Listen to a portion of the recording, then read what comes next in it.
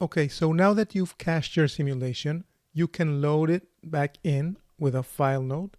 So press tab and type file. What I usually like to do is change its color to a light blue, and let's call this load waterfall sim. Let's make a little bit more space here. And another thing that I usually do is channel reference this path. So you can right click on the path, copy the parameter, and back into your file node, right click and paste relative reference.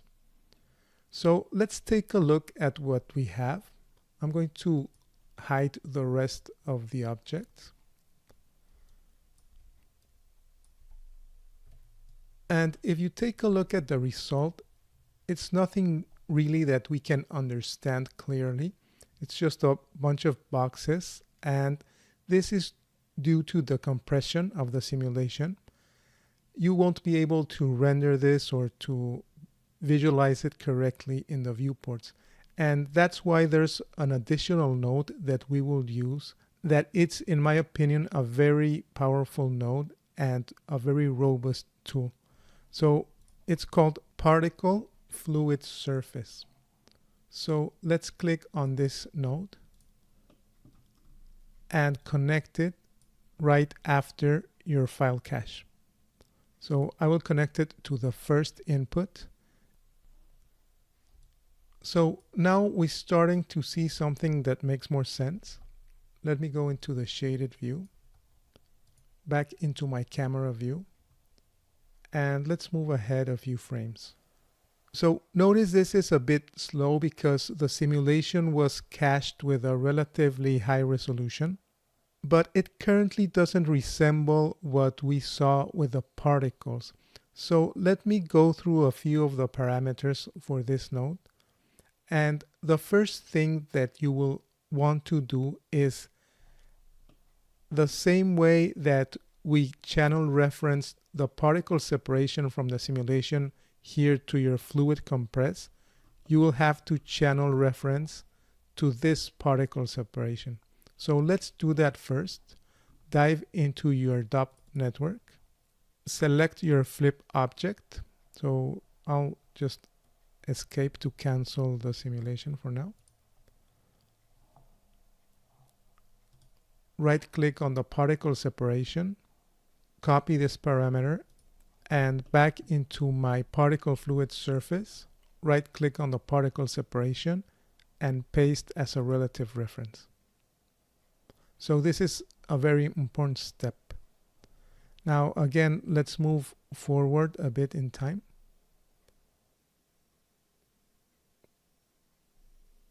And there you have it. So let me display the background. I'm going to get a bit closer here to the surface.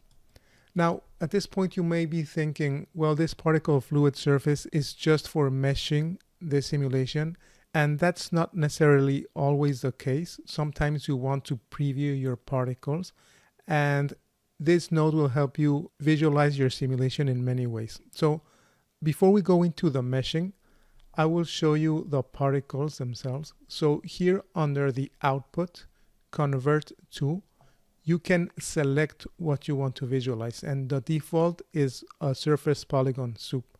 Let's change this to particles. So notice how this looks much more like the particles that we were seeing on the DOP network. Currently it's missing the color, but the particles are there. So if you want similar visualization, you can click here on this option, visualize, and change it from none to velocity. And down here, you can remap the colors to a specific velocity range. For example, if I decrease this range, say to 5, you will have more colors in the white range. If you increase it, let's say to 20, you will have more colors in the blue and cyan range.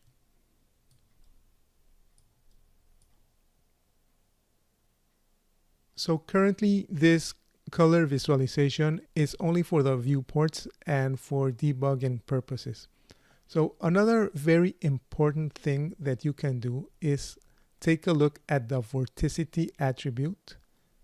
And I usually prefer this type of visualization because it will give you a very clear idea of where we have greater vorticity values.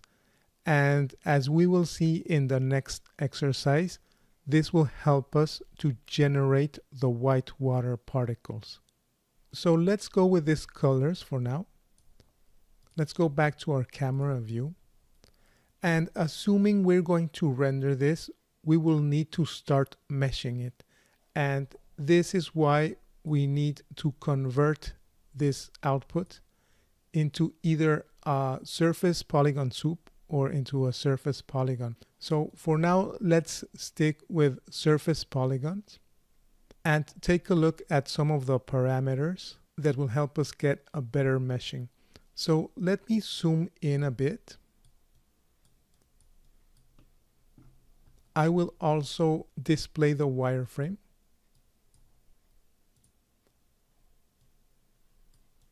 And you will notice how this mesh is relatively high resolution. Let's take a look at the wireframe. And one very important factor of optimization is you'll notice that we will have more subdivisions where they are more needed. So where we have more curvature, we'll have more detail on the mesh. And this is dependent on the adaptivity. So if you increase the adaptivity value, you'll start to notice how we get larger polygons or primitives where they are not needed, and smaller primitives or polygons where we have more detail. In some cases, you won't want this adaptivity. You can turn this down to 0. Just take into consideration that this will generate a much denser mesh, and of course it will take more space in your disk, but depending on the situation you may want to lower the adaptivity.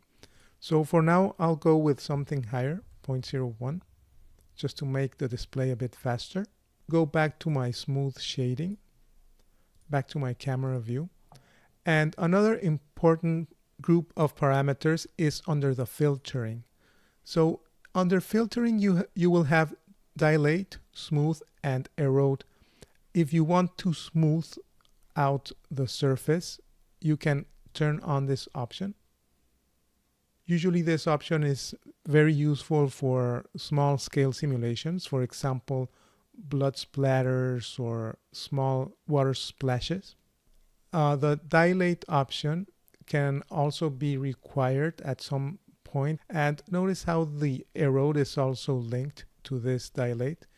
You can probably unlink this parameter, so you can shift control click on the erode parameter just to be able to control it separately. So in this case I will turn it off, and since we're only dilating the mesh here, we have a much blobby result.